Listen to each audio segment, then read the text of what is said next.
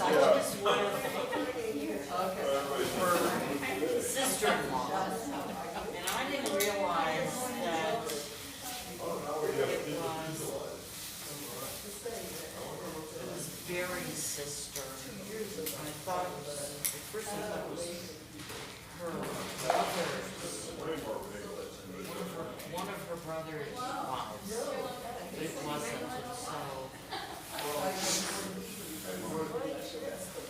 so You should go like this to the lady in front of you and say, I live here. she's sitting with people and they know she's sort of very oh. So he was sitting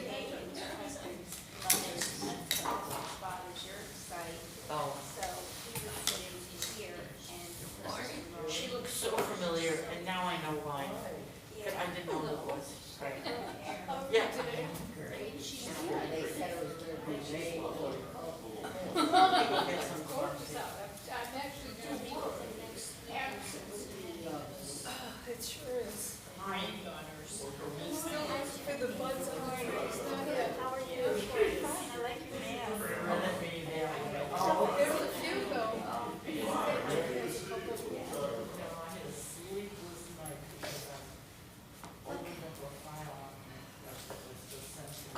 you have a good quorum? Yes, of course. My daughter makes the whole impression now. I've passed the baton. I got one shout out person that helped me. And I was so surprised. I didn't think anybody makes them anymore. I was surprised too, but I passed the baton and she made the impression for me. yeah, they were trying to watch it. You know, the thing is. My best source of home and passion is definitely hungry. They know how to make home and I like the cookie dough, not the big fat dough. I have kind of more of a cookie dough. Sort of. And then my aunt used to send me Haven's have cookies. this nice hello. Somebody needed to be on watch. It was one home and passion. Well, I know, and I was big enough, there was somebody that we both heard the news. And I said, well, I was up for 2 hours. Oh, she was the next day. I said, okay, but you don't get we were once watching the world. There needs to be more people. No, we need to rush to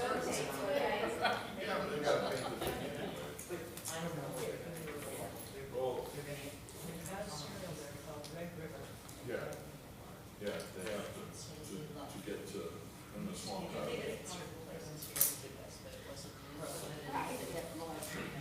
Yeah, they don't want that. Yeah, I had so many walkers. One of my friends was I'll tell you walking, why. and I felt guilty in the car. So what's going on? I walked there. Right. I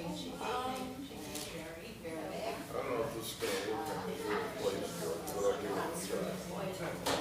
Well, Is Susan coming into the week at any time? I'm sure she is.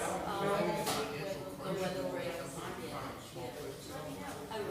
lots of stuff going on. Yeah, I'm on the board, I can tell you that we're pretty well covered. Boy, that is. It's a lot. It's a long time. The day before. I don't think mine is going to change. I could say, let me think. Our house, this house is very terrible. I watched it ever since the Presbyterian was sick, you know, and I had all the time, love it all, no bad, you know. Yeah. I just continue. Baby carrier. Whether it was Andrew or Matt, night down or I want to be done with it. there were no. You know, when they said total Grandkids. Besides, Right. And I was at the house. Yeah. Well, it's because I tell you, they won't let it.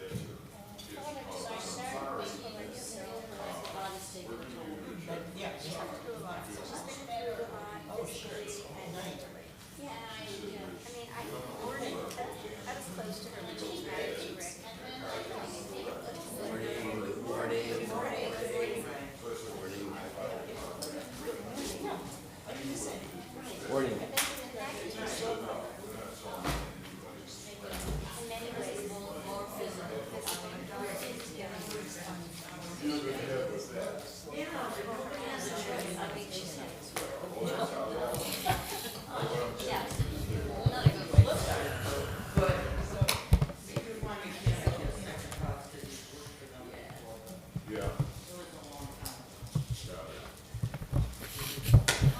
Hi, good morning. The publisher of How to Be Perfect is out of books. Oh, really? Shipping to like Apple Free Books can't get any. So it's gotten a lot of A lot of press. publicity. Did they indicate that it's going to be republished? They'll probably republish it. I got one at Barnes and You were able to get one? Good. It's a lot of fun. Good morning, Charlotte. How are you? Good morning. Mine hurts. I'm on my pretty good. In one place. I can walk similar. You know what's the matter with Huh. Wow. They look nice. A military. I had one. So they have to stay on overnight or all day?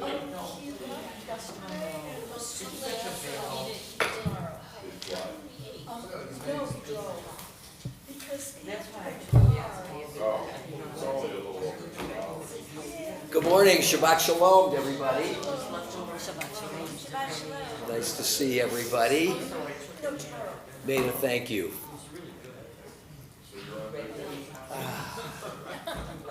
I just got a note from Jordan Tobin, who not only is a participant but watches over us, and he always lets me know that things are working in the Hartzmark Room. I generally get a note from him at 9:15. Hartzmark, okay.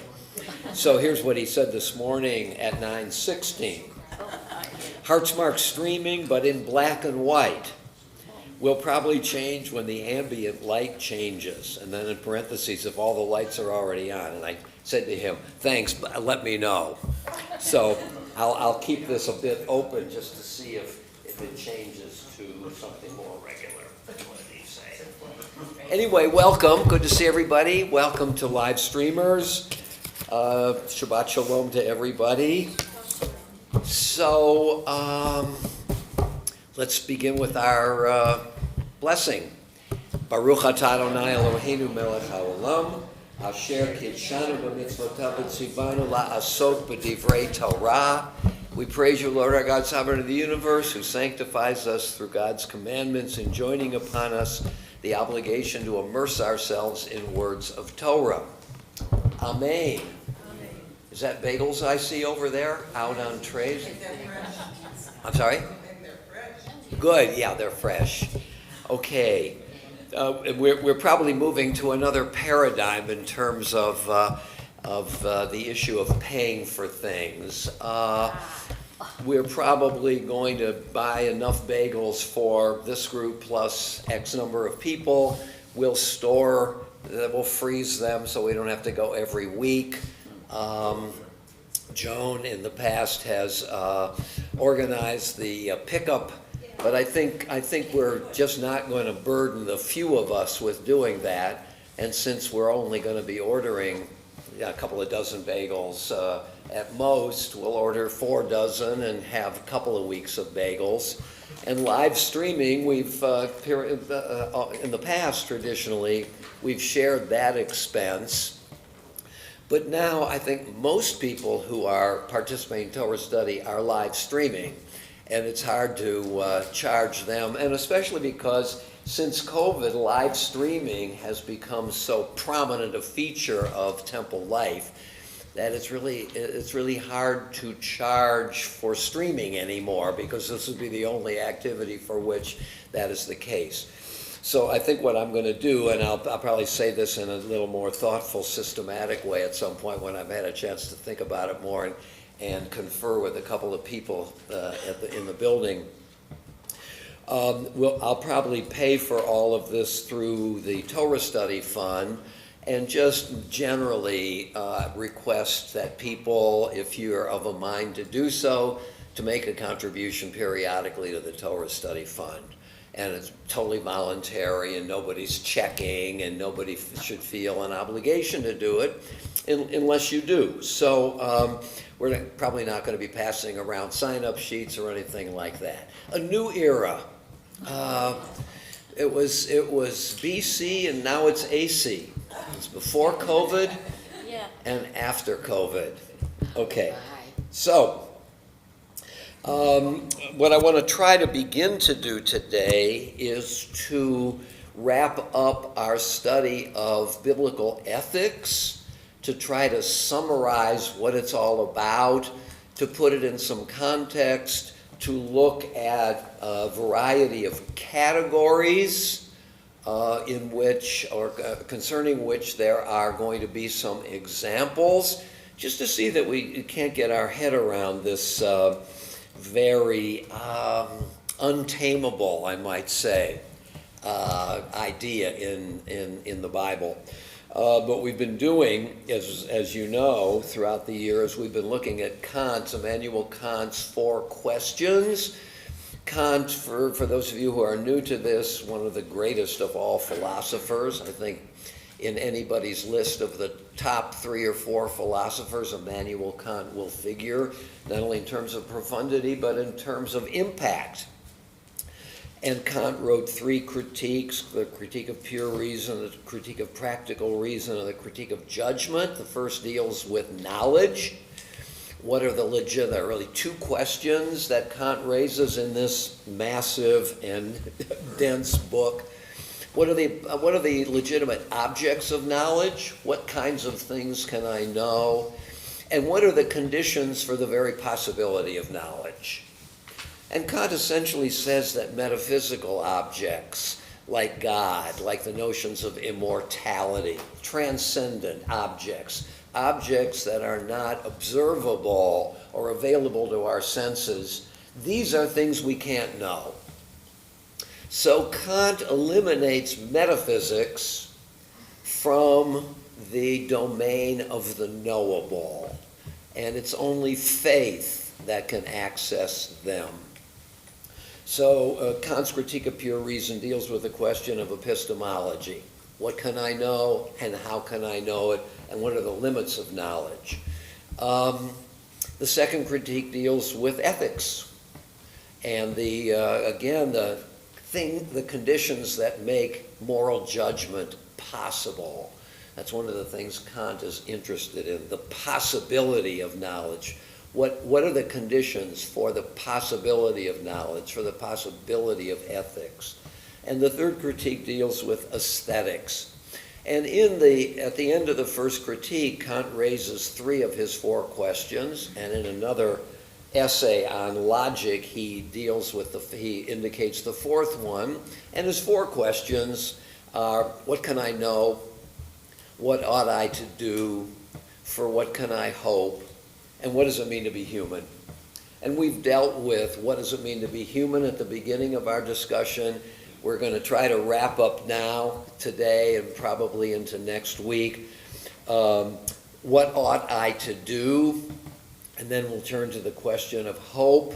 And finally, the most difficult one of all, the question of knowledge. What is it that I can know?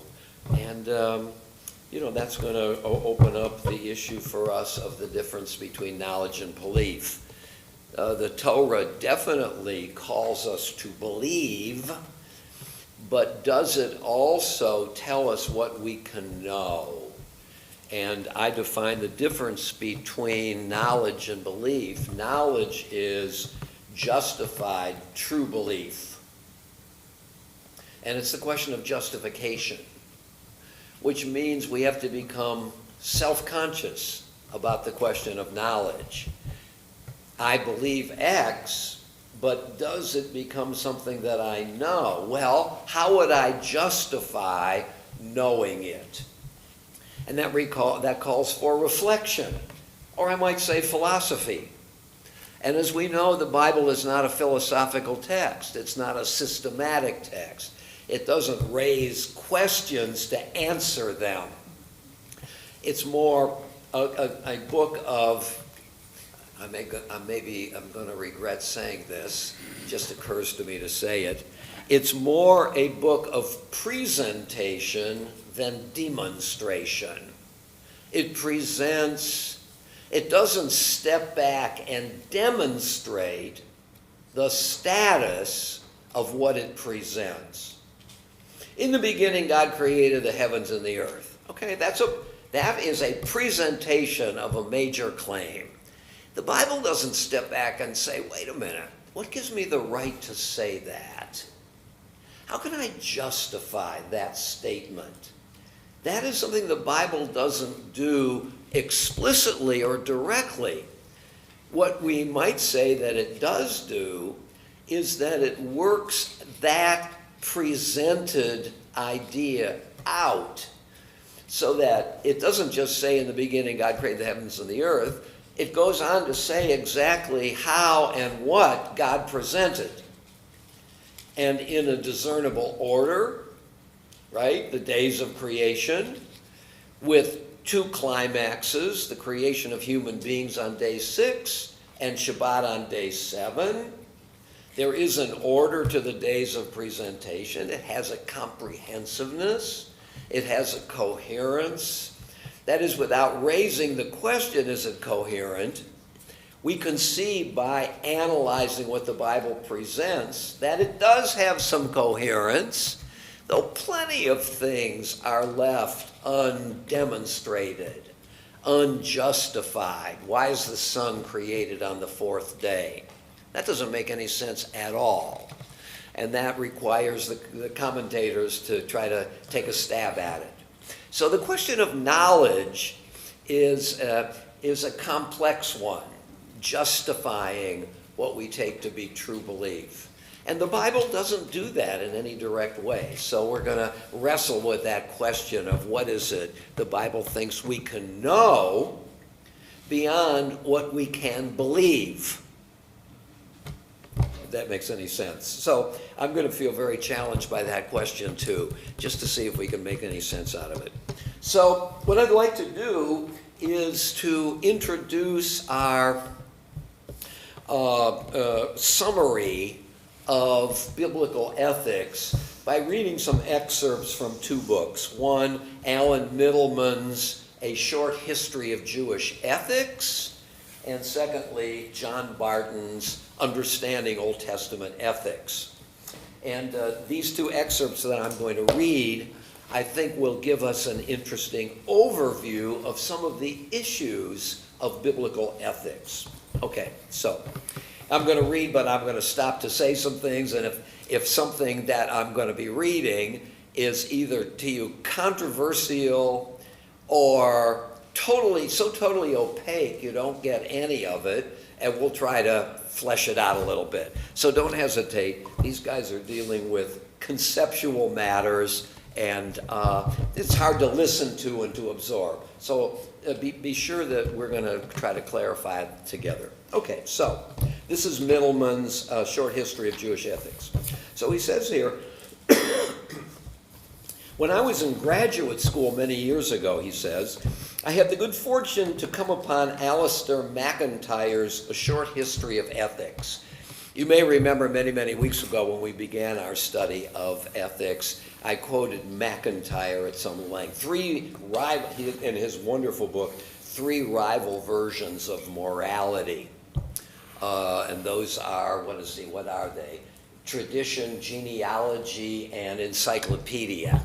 All of them require some discussion. But McIntyre has really been working for decades on these questions. So when I was in graduate school many years ago, I had the good fortune to come upon Alistair McIntyre's A Short History of Ethics.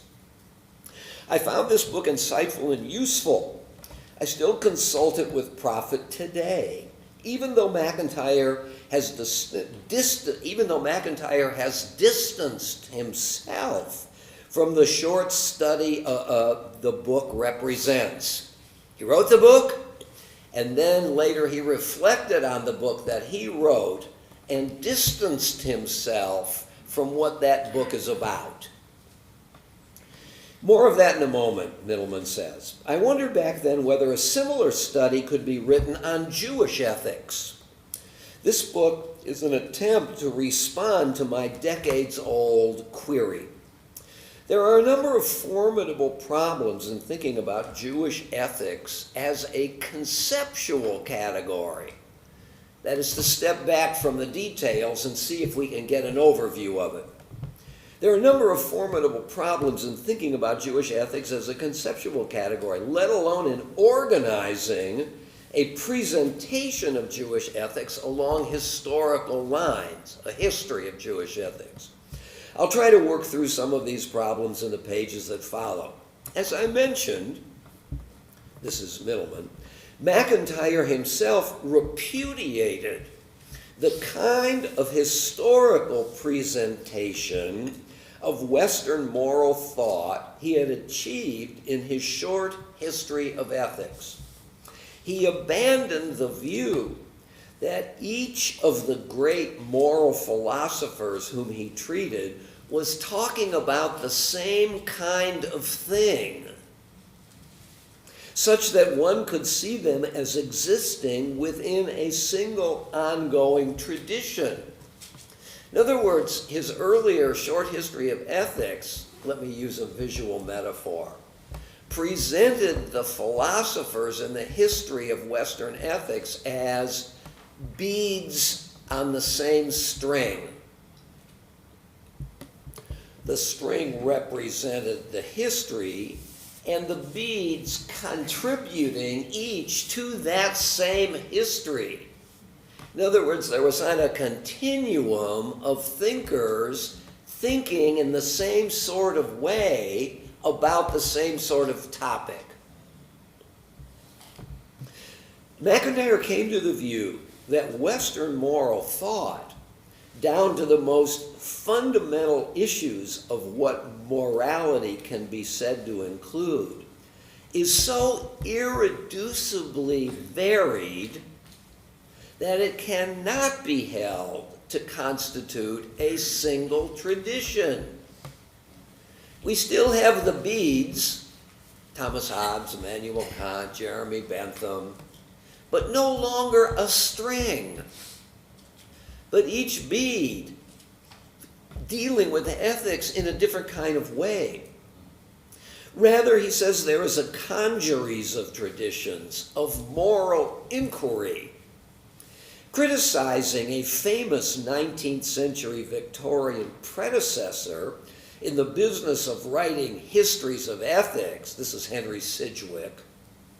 MacIntyre writes, Sidgwick's falsifying history thus projected back into the past the conceptual structuring of the author's present, and thereby suggested, in other words, Sidgwick had a view of ethics, and he projected that view back over the history of ethics in order to say that every moral theoretician, ethical theoretician, is dealing with the same kind of understanding of ethics that Sidgwick dealt with. Yes? Sidgwick's falsifying history thus projected back into the past the conceptual structuring of his present understanding, and thereby suggested that Plato and Aristotle, Hobbes, Spinoza, Kant, and Sidgwick himself were all offering accounts, albeit rival accounts, of the rational status of one and the same timeless subject matter. MacIntyre came to believe that these varied traditions of inquiry into morality are so different from one another as to be incommensurable. Right? Between Nietzsche and Aquinas, say, Aquinas, the great Catholic philosopher of the Middle Ages, a later contemporary of Maimonides, I think he was a century after, and Nietzsche, who wanted to destroy all metaphysical categories of the past, they're so different from one another as to be incommensurable. Between Nietzsche and Aquinas, say, such irreconcilable division and interminable disagreement reign, that there's no way to interpolate both figures into a single tradition of inquiry. So general is the scope, this is quoting McIntyre, and so systematic the character of some at least of these disagreements that it is not too much to speak of rival conceptions of morality, both theoretical and practical. Having abandoned an approach that construes the major moral philosophers as all speaking to the same subject matter in different ways, McIntyre puts in its place characterizations and analyses of different traditions of moral inquiry. Not moral systems, but different approaches to morality. When I speak of moral inquiry, McIntyre writes, I mean something wider than what is conventionally, at least in American universities, understood as moral philosophy. Since moral inquiry extends to historical, literary, anthropological, and sociological questions. In other words, Immanuel Kant, for example, has no interest in sociology or in anthropology. He's interested in thinking through the logical status, I might call it the timeless status of moral inquiry. That what Kant comes up with, Kant thinks, is applicable to all societies at all times. Whereas if we begin to introduce anthropological and sociological considerations, namely the differences between communities, we're likely to come up with different ways of understanding moral inquiry. Let's just get ahead of ourselves for a second. Ethics in the Bible is in some way indistinguishable from law. And what is a characteristic of law? Command. And who commands? God. So ethics in the Bible is likely not to be an autonomous discipline. It's likely to be a subset of religion.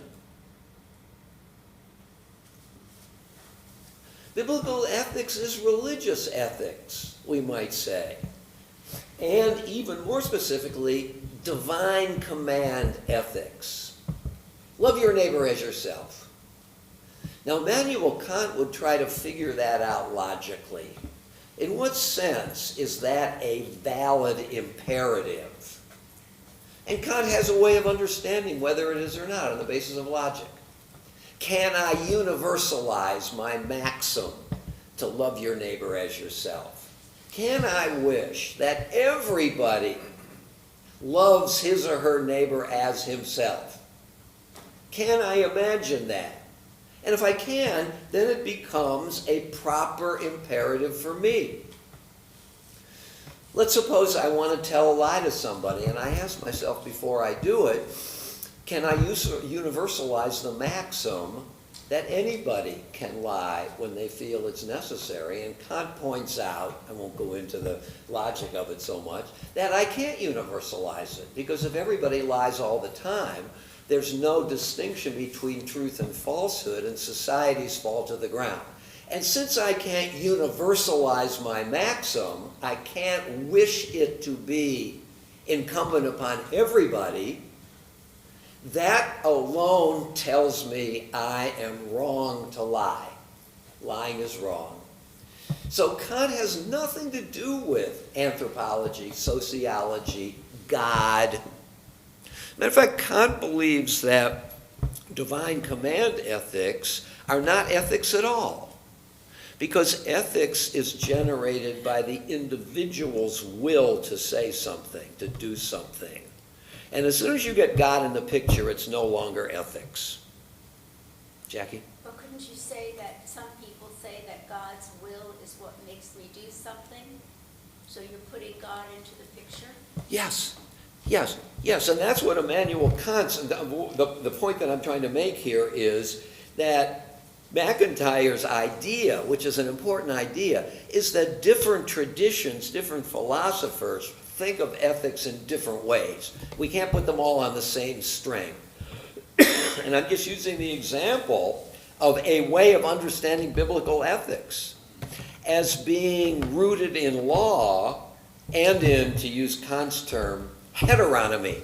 Heteronomy is the opposite of autonomy. Think of what autonomy means. Auto, myself, nomos, not law. Autonomy means I command myself to do something. I decide to do something and I say I'm going to do it. And who's responsible for what I do? Me, because I'm autonomous. Heteronomy means I get my cues for what to do from someplace outside myself, like God, like my parents. I mean, Ralph Waldo Emerson, in his great essay, Self-Reliance, says, don't bind yourself to what your parents tell you to do. Don't bind yourself to traditions. Think for yourself. So Emerson is really a Kantian in this sense, that we have to become our own commanders. So now we have to ask ourselves when we get to this, is the fact that so much biblical ethics is rooted in divine commandments, and since Immanuel Kant says that's not ethics at all, that there is no ethics in the Bible. It's all law, it's all command. And MacIntyre would say, here's the fallacy of that line of thinking.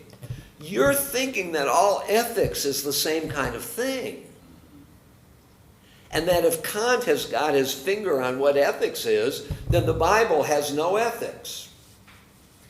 Whereas MacIntyre himself would say, look, different communities, different traditions understand ethics in different ways.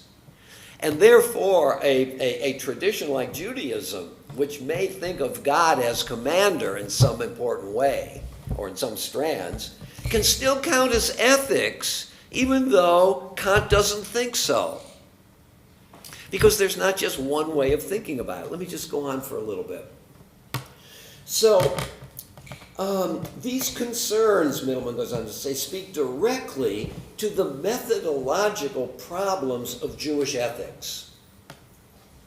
First, it's helpful that MacIntyre should parse, understand moral thought into complex, historically articulated traditions, rather than flatten it into a series of texts which might be taken to do the same thing, namely philosophical ethics, a pluralistic approach.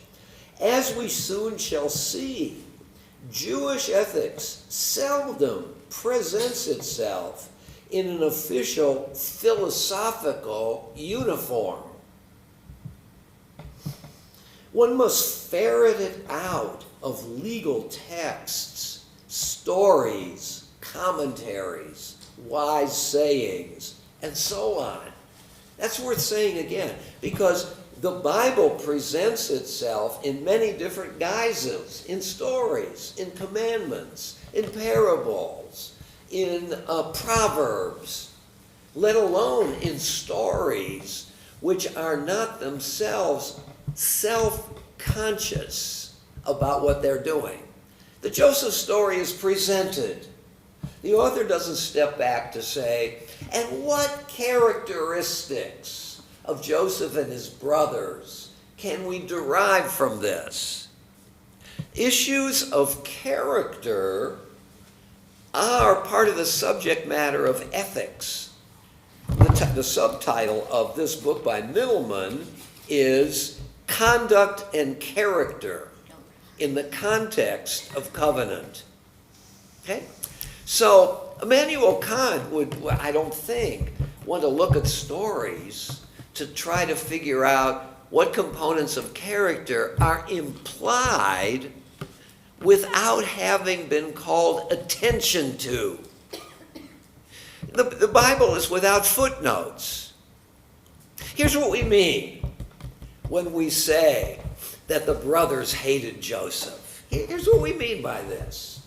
And here's how character enters the question of Joseph and his brothers, or Ruth and Naomi. And I want to take a look at those things to see something about the specific nature of biblical ethics. So I'm going to go back here.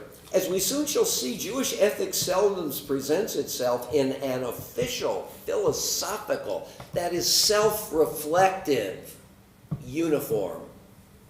One must ferret it out of legal texts, stories, commentaries, wise sayings, and so on. If one looks for Jewish ethics in a form comparable to that of the Western philosophical treatise, one will find very little. And yet one ought not to deny that Jewish thinkers have reflected seriously and with great sophistication on the demands of conduct and the ideals of character. Locating and analyzing that reflection is the work of a historical presentation of Jewish ethics. Historical, not logical. Let's look at what the Jews have said down through history, and in their own distinctive ways, and not impose on that history somebody else's view of ethics. That McIntyre complicates and pluralizes the philosophical tradition opens a space for traditions of Jewish moral reasoning to display their own patterns of rationality. Second, the idea of tradition is itself quite helpful. The very idea of tradition. Jewish moral thinkers located themselves within the broad normative traditions of the Jewish people. They made constant reference to the Bible, that is, the idea of tradition. And what are the components of Jewish tradition? Let's take the Jewish literary tradition, the Bible. If we want to understand Jewish ethics from its own point of view, we'd better look at Jewish forms of writing. So that we're not going to ask Immanuel Kant to give us a view of Jewish ethics, or John Stuart Mill. We're going to go to the Jews. And this raises a question now, which a middleman is about to broach. So let me start this paragraph again. The idea of tradition is itself quite helpful. Jewish moral thinkers located themselves within the broad normative traditions of the Jewish people. They made constant reference to the Bible and to the foundational texts of the ancient rabbinic sages. While some of these normative traditions pull in different directions, I'm not going to Immanuel Kant, I'm not going to John Stuart Mill, I'm not going to Henry Sidgwick, I'm going to Jewish stuff, the Bible, to get what the Jewish tradition has to say about ethics. Raising the question, is the appropriate label tradition or traditions? Do we just have one Jewish string on which all the beads of Jewish ethical thought are to be laid? Or do we have many strings, even within the one stream of Judaism? While some of these normative traditions pull in different directions, so much so that a prominent modern scholar prefers to talk of Judaisms rather than Judaism, the incommensurability of traditions, that is, that the different Judaisms can't be spoken of in the same language, is less of a problem for Jewish ethics than for Western ethics. What we have in Judaism are traditions of moral reasoning, of intellectual engagement with content and conduct and character going back millennia. The sustained reference to prior foundational texts, such as the Bible, builds a common denominator into the Jewish moral project without depressing its internal diversity. That's an interesting point, isn't it? Every tradition recognizes certain texts as fundamental. Every tradition in Judaism recognizes the Bible as traditional, even though commentaries go in different directions. We all look to the Mishnah and the Talmud in one way or another. So where do we dip our toes in order to feel the waters of Judaism? Into similar places. Okay, so let me go on just a little bit here. This may get a little more complicated, but I want to go on with it. This last point implies another significant problem. To put it mildly, what is our subject? What is Jewish ethics? If Jewish ethics requires many approaches, does it actually exist as a distinct domain? Is it a native category for Judaism? Does it come naturally out of the Jewish tradition? Or is it a Procrustean bed? You remember the legend of Procrustes, who was an innkeeper in ancient Greek mythology, and he put his inn, I-N-N, on the crossroads, where travelers would come with some frequency. And oftentimes they would recognize that they can't travel any further, that it's getting to be nightfall. They would stay at his inn. And what Procrustes had was a series of beds in the rooms of his inn. And what he would do, that if his bed accommodated a person 6 feet tall, but somebody 6'6" wanted to stay overnight, he would simply cut 6 inches off their legs in order to fit that person to the bed. Or if a person were 4'9", he would stretch that person in order to fit fully on the 6-foot bed. And that leads to the notion of a Procrustean bed, taking a topic that doesn't exactly fit the categories and stretching it to fit our understanding of the categories, okay? So, what is Jewish ethics? If Jewish ethics requires all these approaches, does it actually exist as a distinct domain? Is it a native category for Judaism, or is it a Procrustean bed for which we're going to stretch the data to make it fit into an ethical category? Do we need to find ethics in Judaism even though it's mostly law? But we want to have what other peoples have, ethical principles and not just laws. So what we're going to do is we're going to stretch the Jewish data, a la Procrustes, to fit the ethics bed. That's the question, right? Is it a native category for Judaism, or is it a Procrustean bed, an attempt to make Jewish texts answer to Western categories? Dissenting from the assumption that Jewish ethics is a legitimate domain, here's a guy who says no. The contemporary theologian Michael Wishegrad writes, you're going to be stunned by this quote, "Ethics is the Judaism of the assimilated." Makes sense. The assimilated, those of us who now buy into the category. We go to the university and we study philosophy and theology and anthropology and so on, and we become Westerners. Our tradition, our culture is significantly Western. And then I leave college or the university, I start talking to my Protestant and Catholic friends, or even my my atheist friends, and I want to be like them. They have ethics. They love Immanuel Kant. I want ethics. And so now I'm going to bend Jewish categories to Western traditions, which is what Wishograd is saying in this quote. Ethics is the Judaism of the assimilated.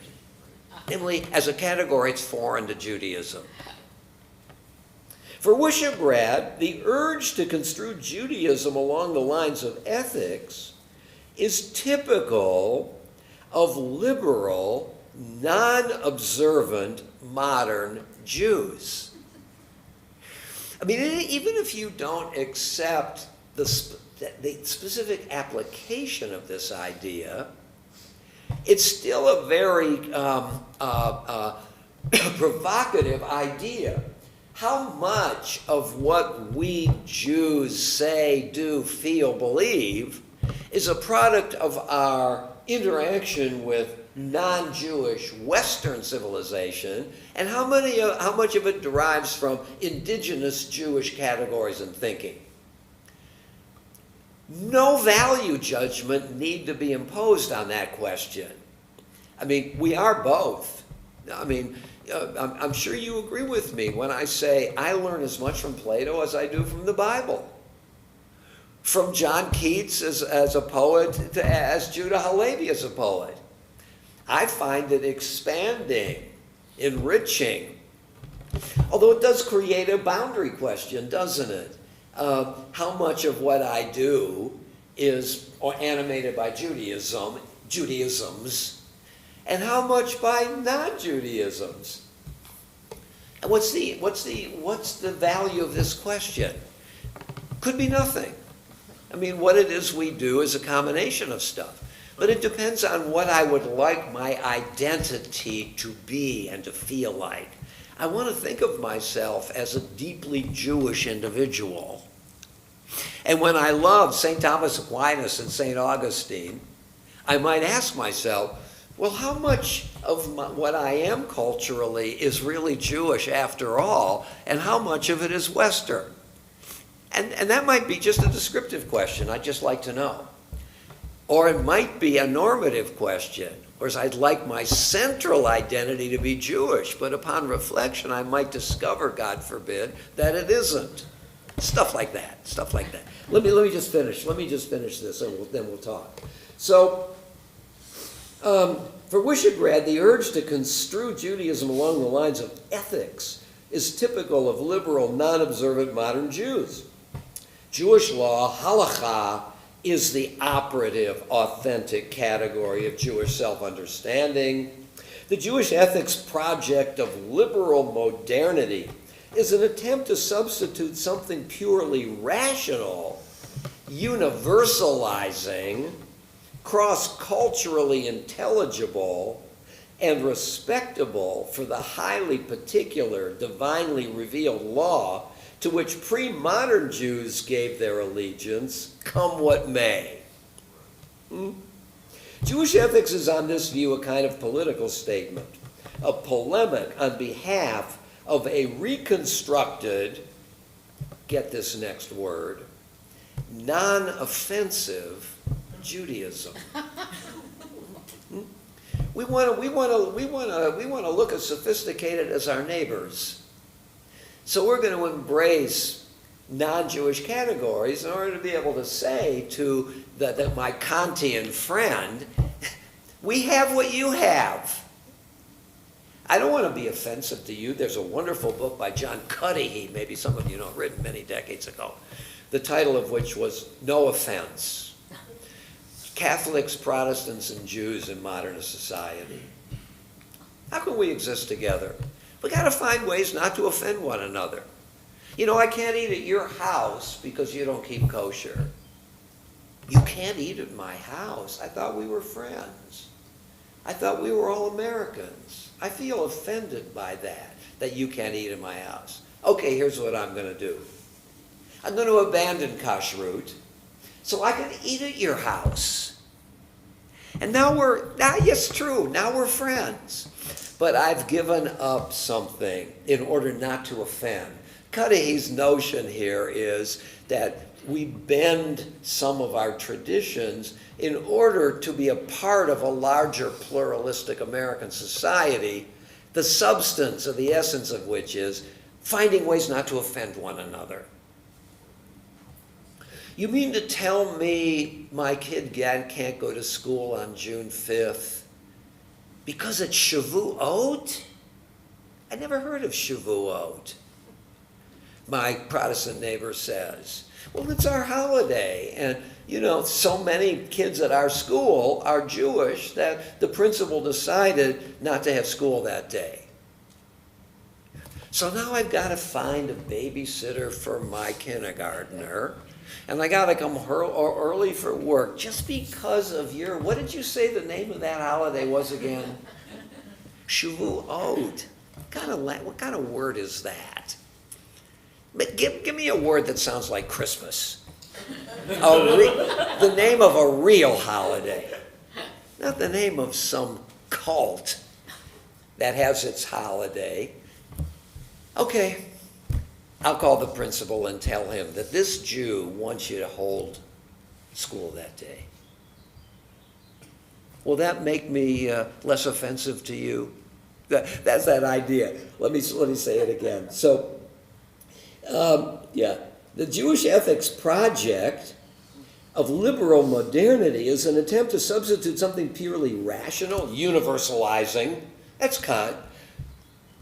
Your maxim to do something is only legitimate if you can universalize it, if you can will that everybody do it. Somebody in Akron, Ashtabula, and Australia, even though their particular traditions might be very, very different and imply different things. Cross-culturally intelligible, let me start that again. The Jewish Ethics Project of liberal modernity, this is a critique of it, is an attempt to substitute something purely rational, universalizing, cross-culturally intelligible, and respectable for the highly particular, not universal, divinely revealed law, not revealed by the use of logic or consequences, but whether God gave it. Why can't you eat at my house? Because God told me to keep kosher. What? I never heard of that sort of thing. To which pre-modern Jews gave their allegiance, come what may. Well, God told me to keep kosher. I'm sorry you feel offended by that, but that's what I have to do. Come what may. Jewish ethics is, on this critical view, a kind of political statement, a polemic on behalf of a reconstructed, non-offensive Judaism. Reconstructed. Reconstructive on what foundations? Western foundations, Western cultural foundations. It's a real challenging issue, isn't it? Aside from how we're to think of biblical ethics. And I think that McIntyre and Middleman have opened us up to a variety of biblical ways of understanding ethics, and not to impose Western categories on the Bible to decide what is ethics and is it valid. We learn from the thing itself, the Bible itself in its own terms, which, as we've seen, is very plural in its approaches, and we'll want to review that. So, questions? Questions? Malcolm, comments? I'm trying to summarize or simplify what I think you've said. Okay, speak a little louder. I'm trying to summarize or simplify what I think I've heard. Great. Part of what I'm hearing is that the Judaism provides us through the Bible divine laws that were given to us by God. And so there is no need for ethics. or ethics is a subcategory of law. Well, so ethics derive from those laws. As Wishograd wants to say. In other words, I bring that notion in just to challenge our sense of what Jewish ethics is, right? Look, Maimonides, for example, I mean, no more authentic Jew ever existed, though what he did was extremely controversial in his time and immediately after. I mean, there was a raging anti-Maimonidean controversy in the decades after he died, such that the Jews of Montpellier in southern France called upon the church to burn his philosophical books, which created a huge shock for the Jewish community. Maimonides really thinks of ethics in, we might say, modern terms, utilitarian terms. What does it lead to? Here's what Maimonides says. All biblical law can be divided into two categories: the welfare of the body and the welfare of the soul. The welfare of the body is divided into two subcategories. The welfare of my body, my health, laws that redound to producing physical health, and the welfare of the communal body. The welfare of the soul is, does it help me flourish in my life, primarily to develop my rational capacities? Maimonides is a utilitarian. We understand the meaning of law in terms of its consequences. And if it conduces to the welfare of the body and the welfare of the soul, I have thus shown, by showing that Jewish ethics is valid. So Maimonides certainly thinks that they're the product of divine command, but he also imposes a, God forbid, rational criterion on the validity of Jewish ethics. So it's a rich. Maimonides is not satisfied with a, strictly speaking, divine command ethical theory. God said it, do it. Why? I don't know. Doesn't matter. God told me to do it. That's Rashi's view of what he calls the non-rational commandments. What's the function of the non-rational commandments? To tell us that our reason is not the criterion of validity. That we have to subordinate ourselves to a higher authority. If all the commandments were rational, and there are plenty of them that are, love your neighbor as yourself, that's a very rational commandment, isn't it?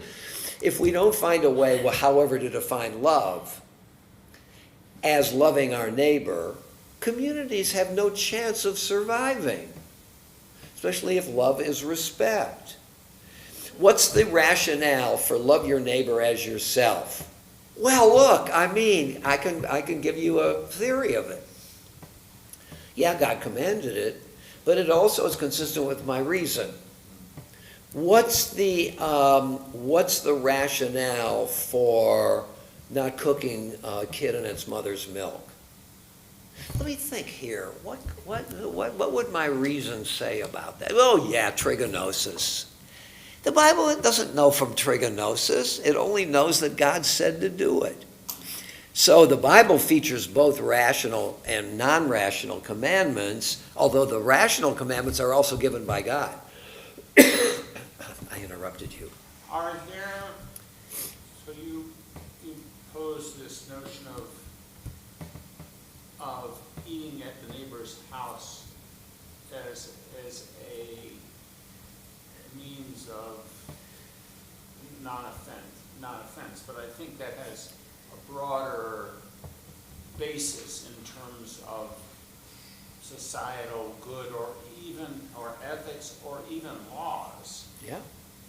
So how do you rationalize? Yeah. How are you a good Jew by eating in your neighbor's non-kosher kitchen? Well, that's a complicated question, isn't it? I mean, what does it mean to be a good Jew?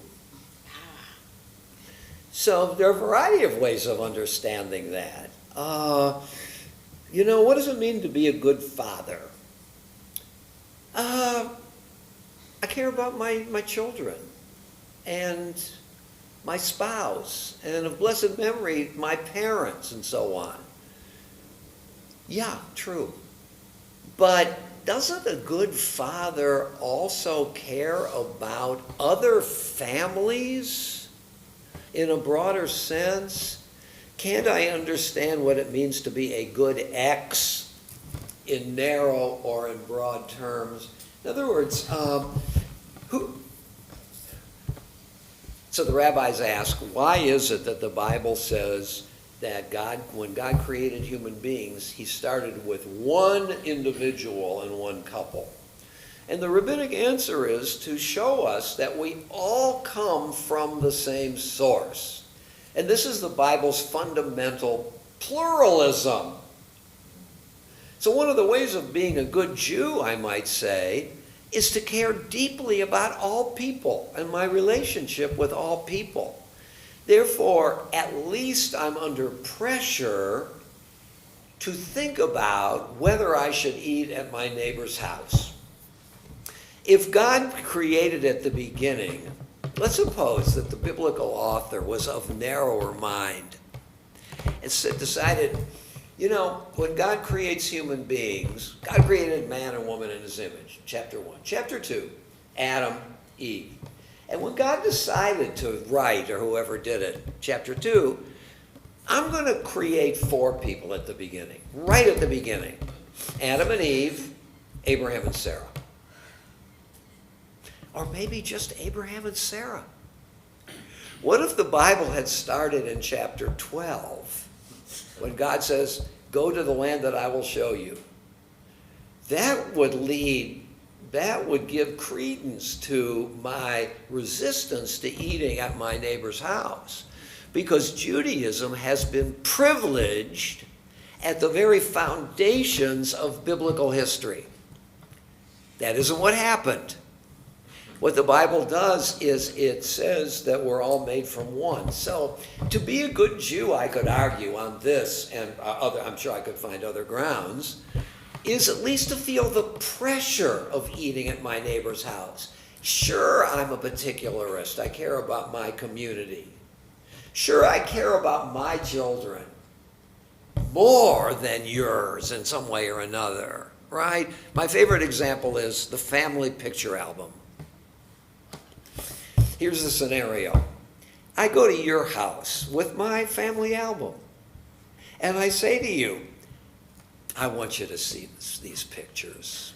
I mean, aren't my children so wonderful? And you say to me, and now let me show you my picture album. Well, I think I have to go. I mean, I'm much less interested, am I not, in your picture album than mine, right?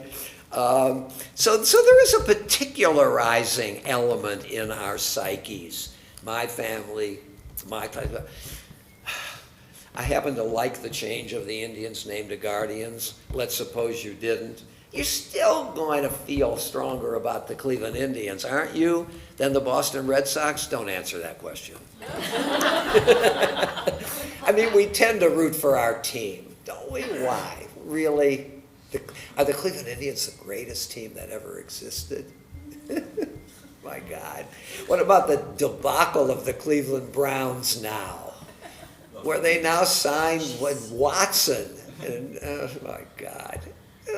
Vivian? Well, but I think you brought out in your wonderful commentary on the name change that the Guardians is also going to be an element that will change over time, that time and memory have a lot to do with this conversation. Before you dove into the deep end of the pool here. Yes. Are you still at the bottom? No, I'm still breathing. I don't know if I'm swimming, but I think you were trying to establish the premise that the Bible was was presentation or pronouncement claim. Yes. But I think you wanted to erode that in your arguments against that to some degree, as you spoke about history and sociology and storytelling. The Bible is literature, and we take from that not pronouncement, but questions. Oh. I was making a distinction between presentation and demonstration. Okay. Could questions, in other words, how are things presented?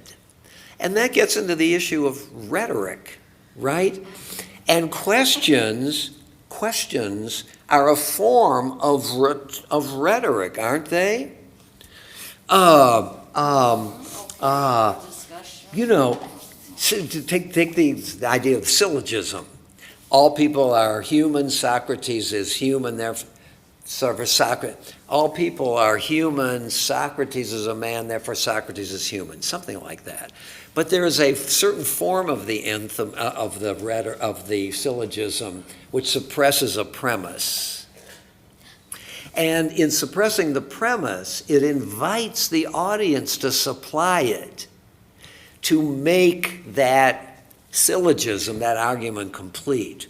So there are rhetorical moves of presentation which try to elicit interest in the audience through participation. And questions is a part of it. So it's not a matter of presentation or questions. Questioning is a form of presentation.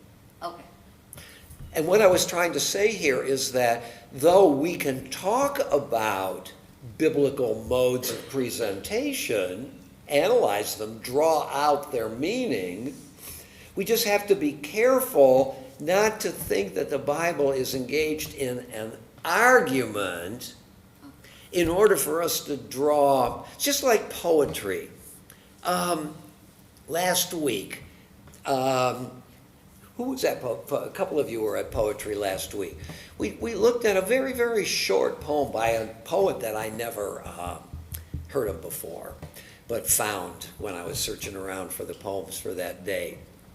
Leopold Staff. And the name of the poem is Foundations. It's 6 lines, 31 words.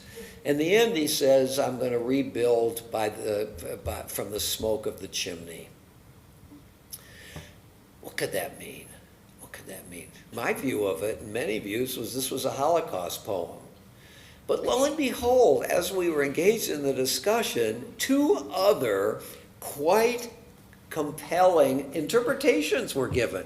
One, the smoke of the chimney can be an allusion to the smoke that comes from the chimney of the Vatican when a new pope is announced.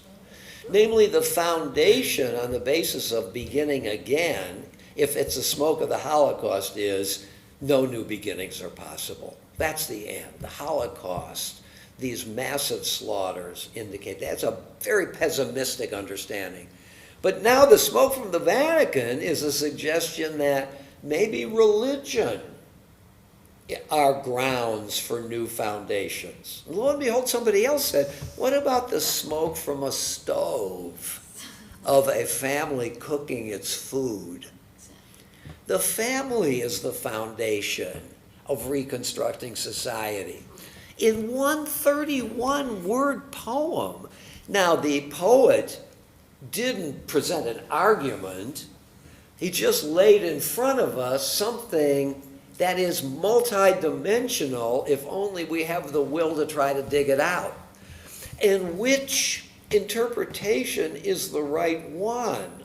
Or which one does the author? And the answer is, we don't know.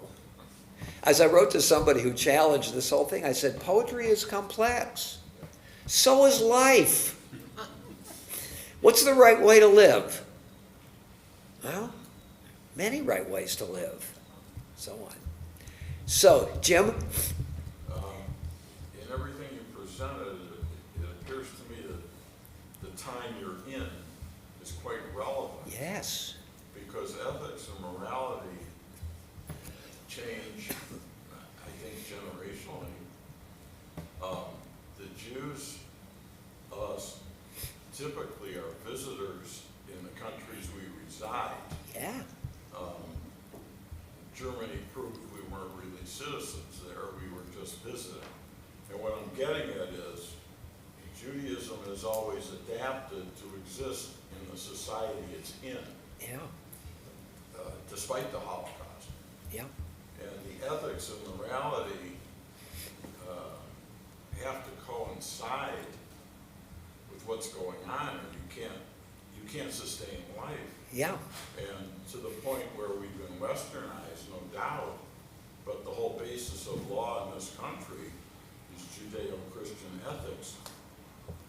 And so, while we've been assimilated, Yes. we've had a great influence on what's going on here. Yeah.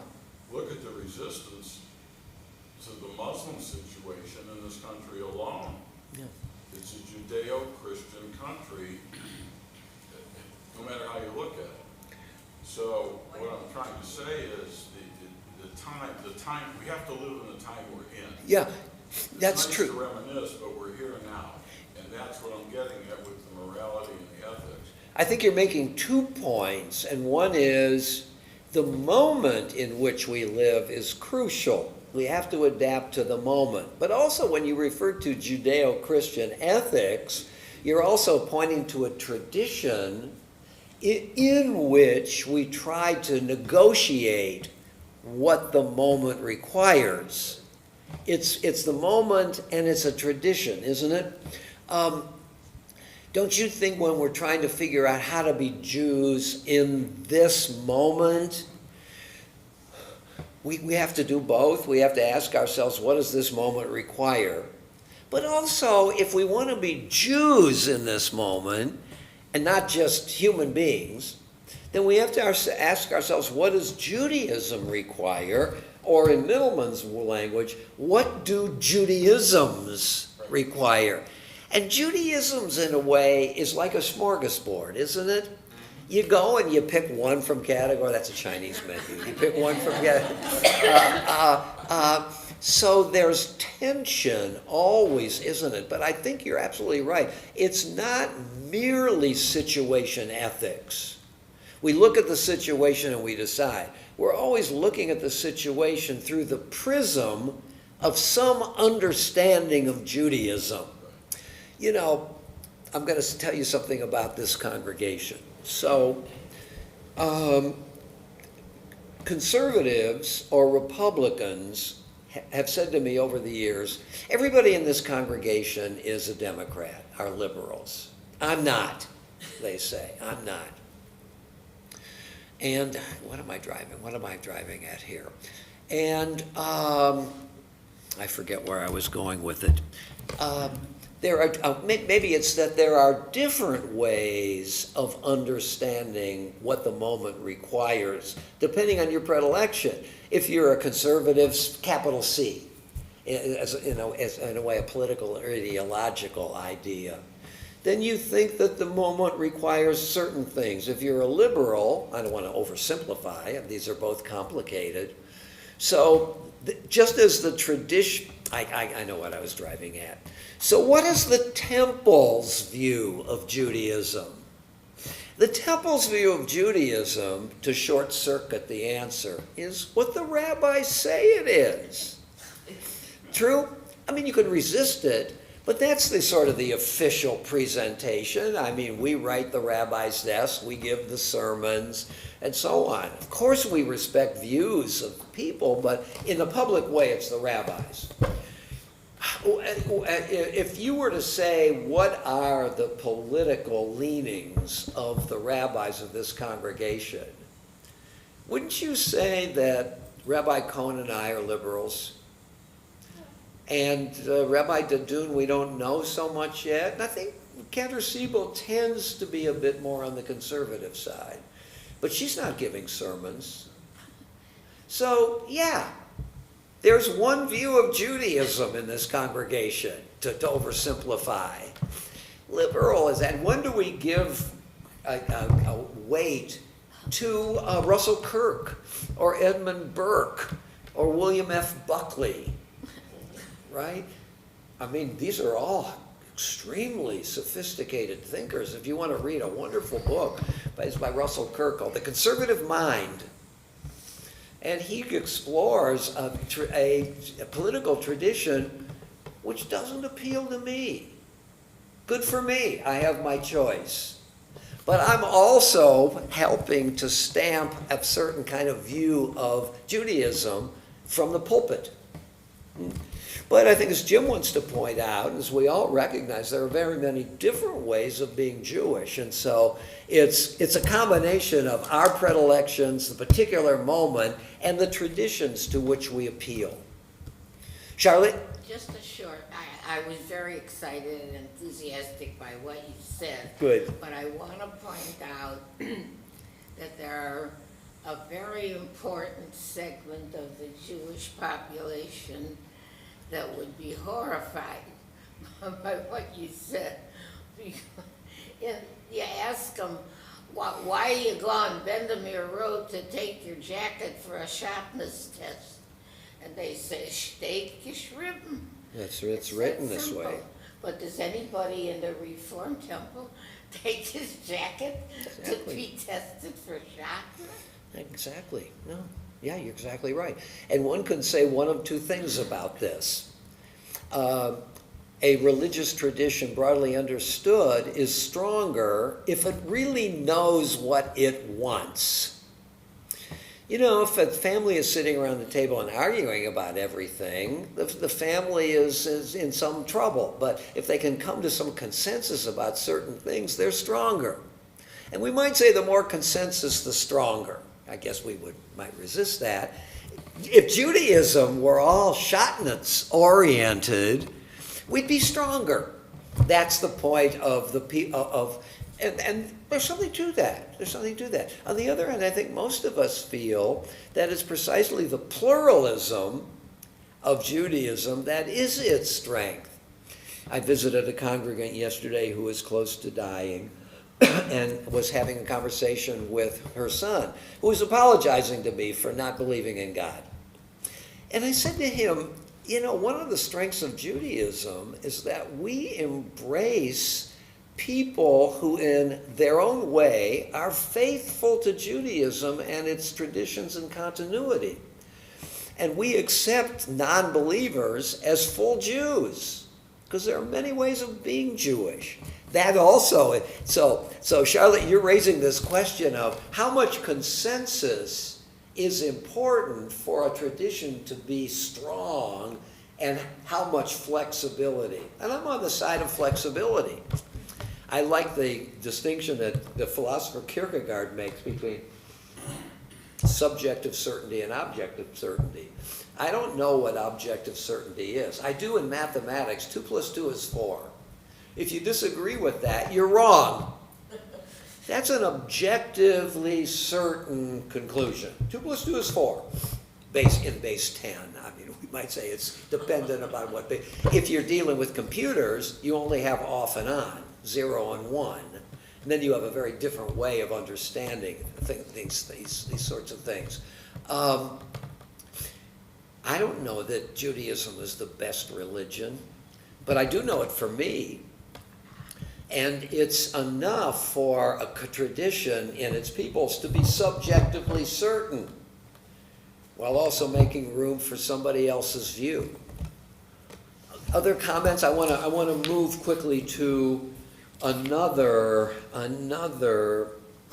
All right, let me go on with this just a little bit. It gets a little complicated, but I sense that you're enjoying this.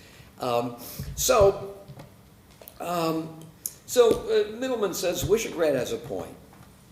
One sees in contemporary American Judaism, especially that of the large Reform stream, a dethroning of Jewish law. He's right about that, isn't it? Isn't he? And a coronation of Jewish ethics as the sovereign category of Jewish representation, both insiders and outsiders. We see ourselves as thinking of ethics as fundamental. Tikkun olam. That's a major category for modern Reform Judaism, isn't it? Making the world a better place, interaction with one another. Ethics reigns. Ethics is king. That's what he's saying here. That is an historic break, Middleman goes on to say, with classical and medieval models of Jewish self-understanding. Contemporary denominational politics aside, however, the deep and abiding problem is whether the category of Jewish ethics has a legitimate conceptual role to play, given the vast scope and power of law in traditional Judaism. Any construction of Jewish ethics has to make sense of the relationships between ethics and law.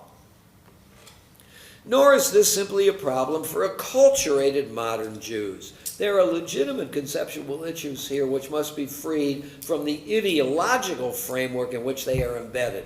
Even if you're a traditional Jew, you still have to ask these questions of the relationship between ethics and law.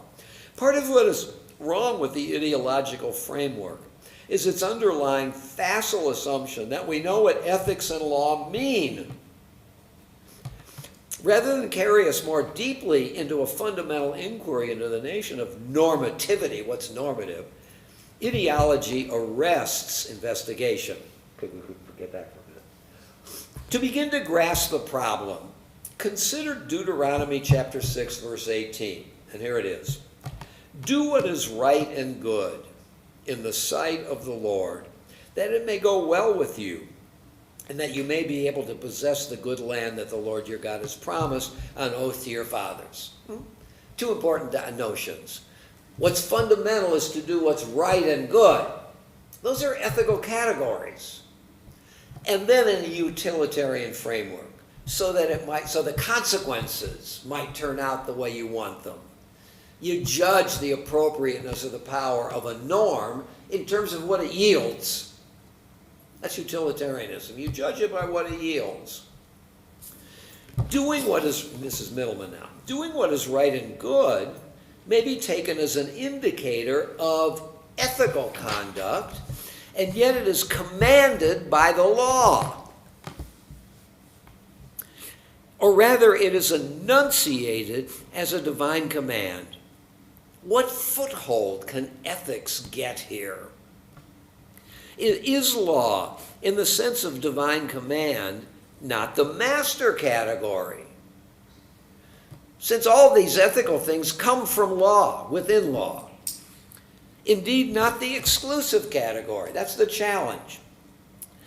Here's a parenthesis, which I think is very rich. I'll try to explain it if it seems opaque. Let us leave aside here the Kantian problems presented by the text, such as whether divine commandment or the prudential motive of possessing the land undermines ethics. See, Kant wants to say that valid ethical commands must come from myself. The basic dictum of Immanuel Kant. Here he represents the Enlightenment in one sentence. Dare to use your own reason. Don't think of tradition as having any imperative force. Dare to think for yourself. And make your own imperatives. So any heteronomy, where the imperative comes from outside of me, falsifies the system. As does prudence. Why am I going to do what is right and good, according to Deuteronomy 6:18? Because it'll yield a wonderful consequence. For Immanuel Kant, consequences are immaterial in considering what I ought to do. It's only whether or not I feel the commandment has imperative force itself, independent of somebody else telling me to or what it yields.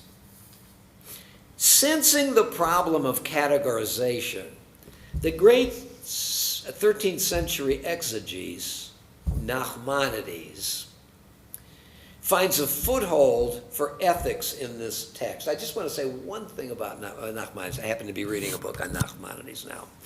Nachmanides was 9 years old when Maimonides died. So they overlap, but Nachmanides is a younger contemporary of Maimonides. Nachmanides is as important a figure to Judaism as is Maimonides, actually. He did 4 amazing things. Nachmanides wrote a major commentary on the 5 books of Moses, in which he takes on previous sages, especially Rashi, Ibn Ezra, Maimonides, and Saadia Gaon. He often will say, Rashi said, I'm looking at a verse, he says. And Rashi says this, but Rashi's wrong, Nachmanides says. That's one thing he did. Secondly, he involved himself in the controversy over Maimonides' philosophical writings and tried to moderate the contention between the pro and the anti-Maimonideans. Played a very important role in moderating that dispute. Thirdly, he engaged in a disputation, the so-called Disputation of Barcelona in 1263. He was invited by James I, the king of Aragon, to defend Judaism in public, which had been criticized by a convert from Judaism, Pablo Cristiani. And he had to defend Judaism in the presence of the king and the nobles. There are two accounts of that disputation. One written by Nachmanides himself in Hebrew, and one written by an anonymous observer in Latin. Nachmanides says in his summary of the disputation, I won. The Latin version says not only did Nachmanides lose, but he lost ignominiously. He was totally unable to defend Judaism. The king had given Nachmanides full permission to speak his mind without consequence.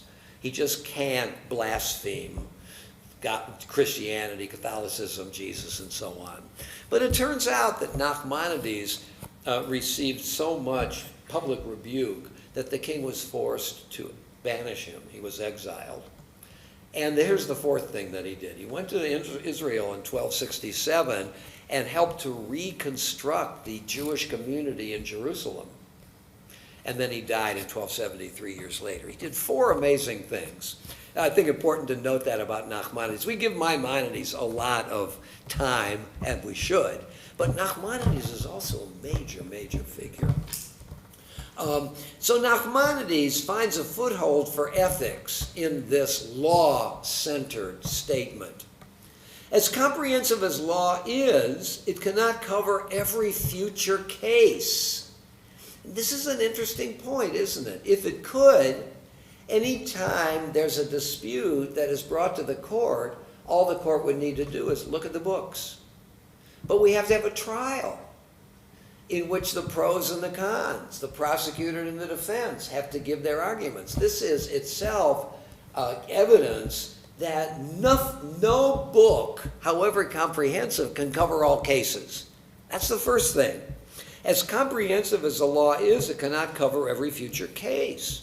Therefore, we need to develop, here's a key phrase, good judgment and the willingness to compromise.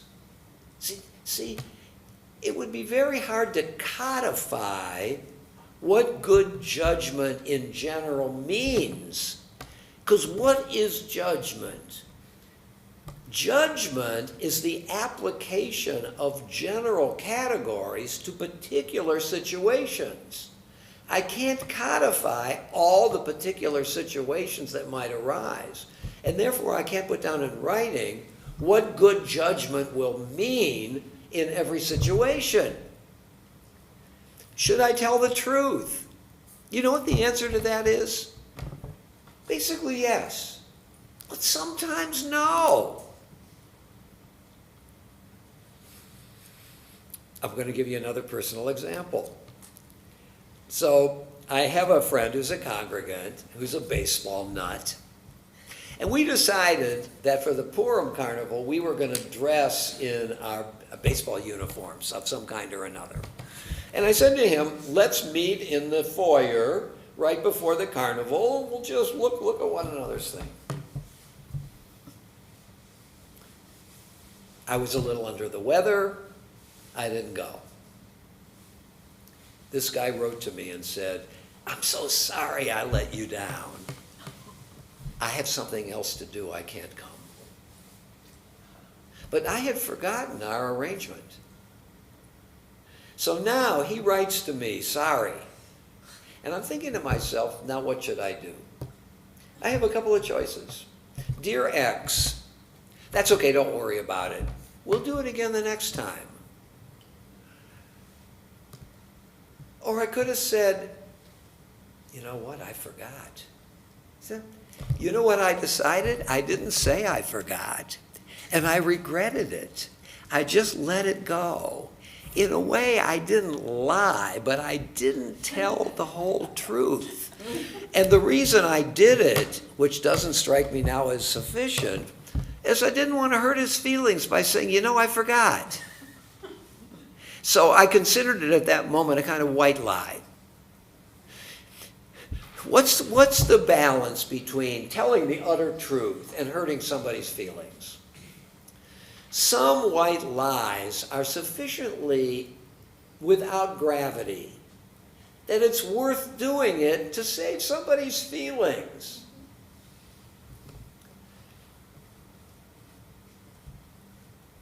I want you to come to dinner, and I'm giving you 5 dates in April. And this is a hypothetical. I don't really want to do it. I'm busy on all those dates. So, and what about that? I mean, I think that's something of an ambiguous example. I don't like you. So I don't want to go. Or, among the things that I have to do, coming to your house for dinner.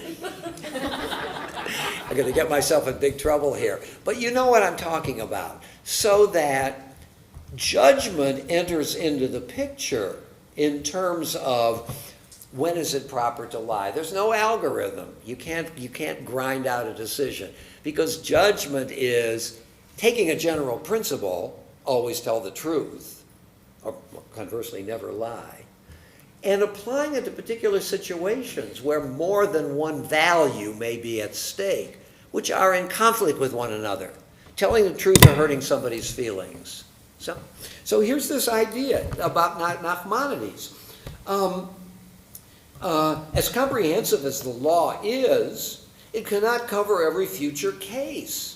Therefore, we need to develop good judgment and the willingness to compromise. In other words, if law is primary, it's not everything, because there's also the application of law to particular situations, which the law cannot tell us about, and the need to compromise.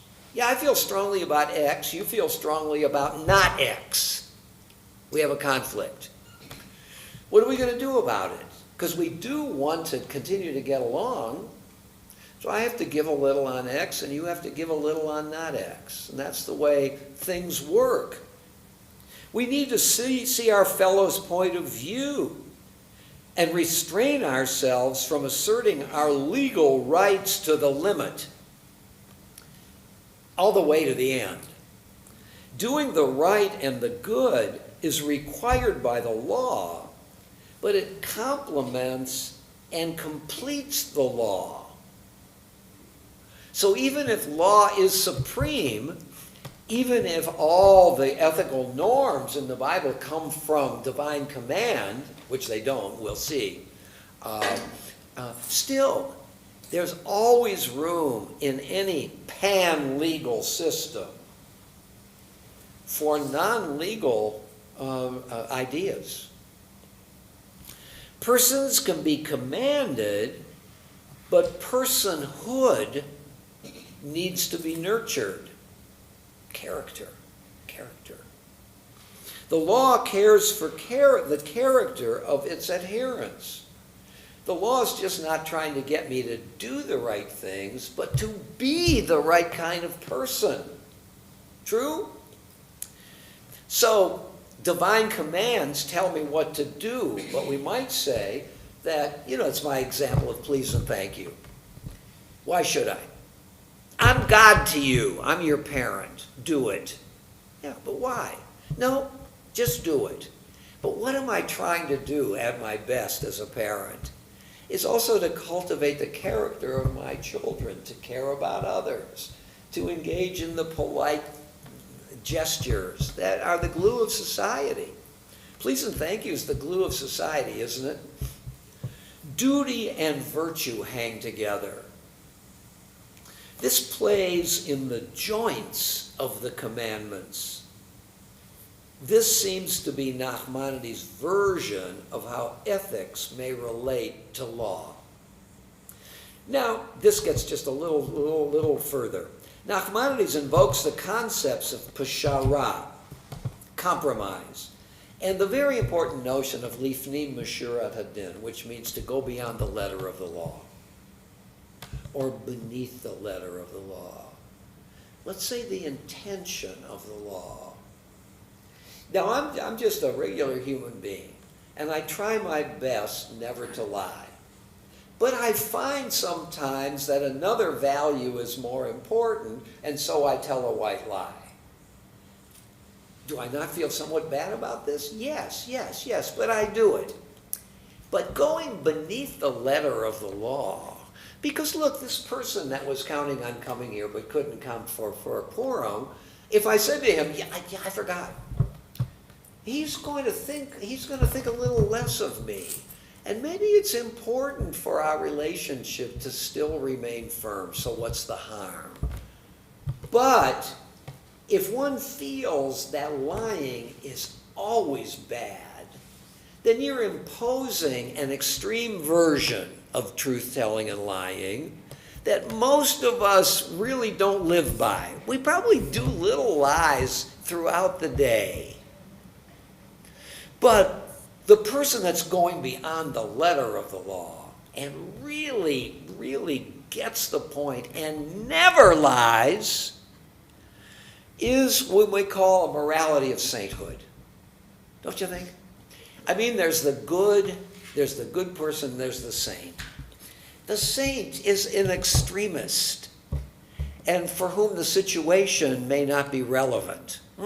So that's this notion of going beyond or within the letter of the law to indicate the higher standards which life according to the law itself requires. But for Nachmanides, for the law to work, one has to go beyond the law, to the depth meaning of the law, to what the law itself requires even in extreme situations. And that's a matter of judgment again. So, let me go on just a little bit more.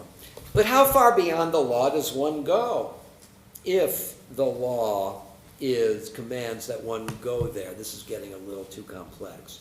Similarly, there are debates between scholars of Jewish law as to whether the law per se is answerable to extra or pre-legal normative standards. Whether there are standards that precede law, or whether those standards are necessarily immanent in the law itself. This debate tracks roughly, I go here because we're going to look at this the next time we are together. Roughly speaking, this debate tracks, roughly speaking, between natural law theorists and legal positivists.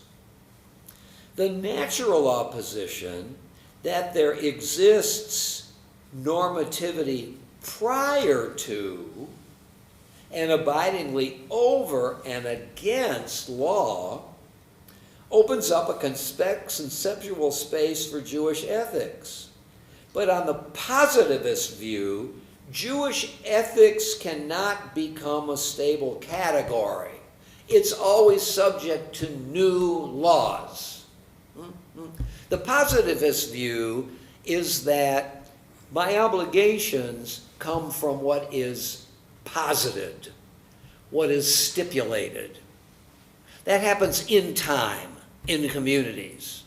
The idea of natural law is before communities begin to do something, there are laws of nature that are normative. Plato raises this question in an early dialogue, the Euthyphro, maybe some of you have that. Is something good because God commands it? Or does God command it because it's good? What's the essential category? God's command or the good? Abraham takes the second. He challenges God. Would it be right for you to do this to Sodom and Gomorrah? Abraham is not a positivist here. that what God commands is automatically the definition of right. Abraham is presuming a norm that applies to God and to which God is subject. There is a kind of natural law component to biblical ethics. It's not all divine command. You see the point here? And next week I'm going to point to a couple of other examples of the Bible's view of natural law. Think of how amazing this is. It's not just that God is in charge of the right and the good according to the Bible. There's also something pre-command that is incumbent upon us, natural law. Am I my brother's keeper? What's the answer to that question? That's a rhetorical question, right? The answer is yes. Yes, you are. Cain said when God challenged him by saying, am I my brother's keeper? No, that's Cain's view. The Bible's view is yes. How's Cain supposed to know this? Nobody said to Cain, at least not in the biblical record, that you should care for your brother. The way, finally, it comes to say, care for the stranger and so on and so on. Well, how does Cain know this?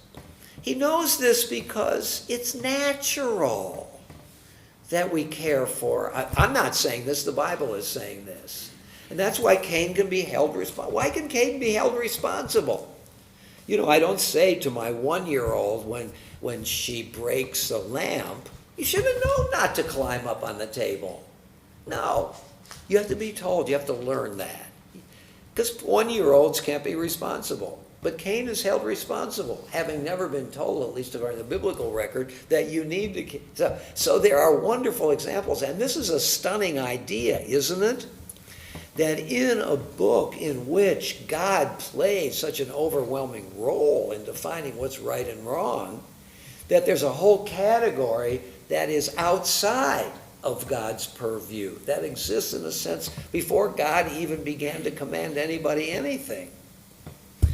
Okay, so next week we'll continue, and I'm going to read something from Barton, which I think is also wonderful, shorter. And then we'll go back to the Bible and look at some of these categories to summarize biblical ethics. So I'll see you next week. Shabbat Shalom. I have to stop before 11 because the camera shuts off. Otherwise, you'd be in trouble. Supposed to go visit in December. Today was super.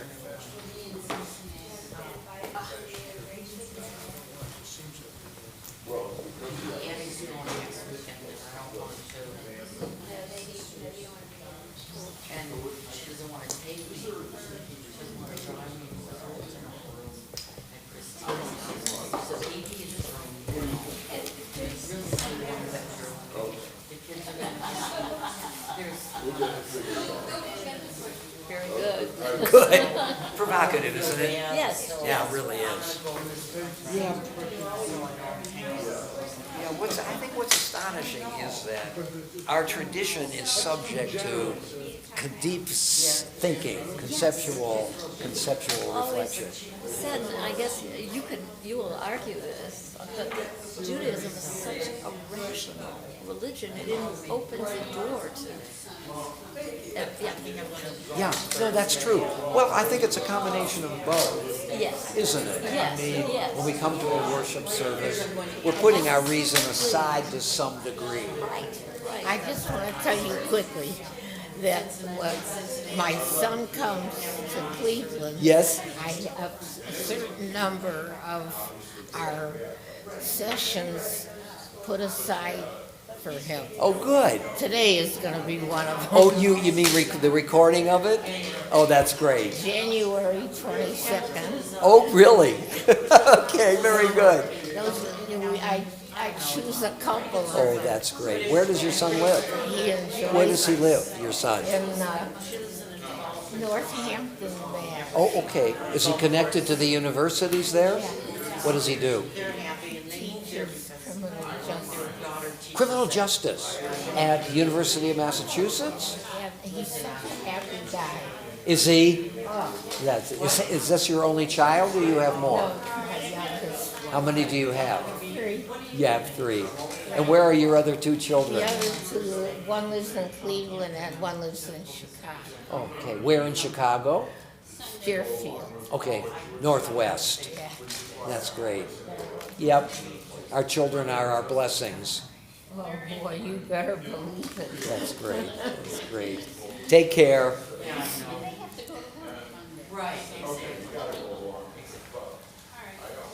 You know, I have this great need to review a course. It's ethics, basic ethics. You know, if there's been this, however.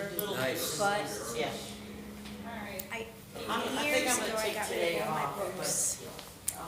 And Right. here's the Because of the main rest, one. right. I keep thinking, we should have that book together. Do you know what the name of it is? Oh gosh, it was in,